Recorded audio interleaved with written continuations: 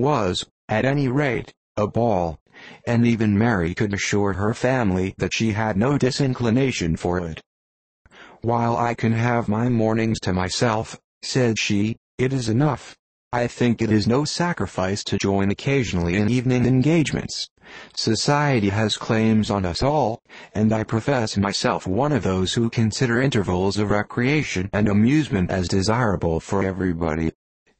Elizabeth's spirits were so high on this occasion, that though she did not often speak unnecessarily to Mr. Collins, she could not help asking him whether he intended to accept Mr. Bingley's invitation, and if he did, whether he would think it proper to join in the evening's amusement, and she was rather surprised to find that he entertained no scruple whatever on that head, and was very far from dreading a rebuke either from the Archbishop, or Lady Catherine de Bourgh, by venturing to dance. "I am by no means of the opinion, I assure you," said he, "that a ball of this kind, given by a young man of character, to respectable people, can have any evil tendency, and I am so far from objecting to dancing myself, that I shall hope to be honored with the hands of all my fair cousins in the course of the evening, and I take this opportunity of soliciting yours, Miss Elizabeth, for the 2 first dances especially, a preference which I trust my cousin Jane will attribute to the right cause, and not to any disrespect for her."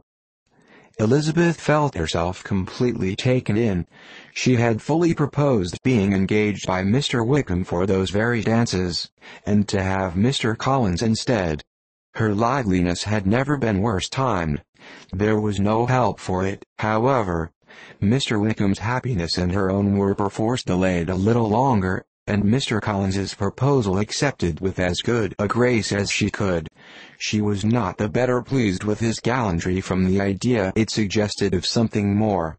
It now first struck her, that she was selected from among her sisters as worthy of being mistress of Hunsford Parsonage, and of assisting to form a quadrille table at Rosings, in the absence of more eligible visitors.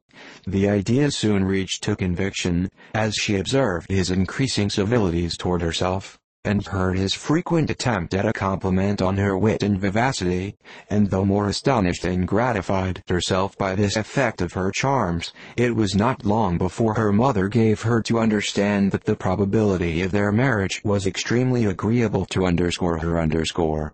Elizabeth, however, did not choose to take the hint, being well aware that a serious dispute must be the consequence of any reply. Mr. Collins might never make the offer, and till he did, it was useless to quarrel about him.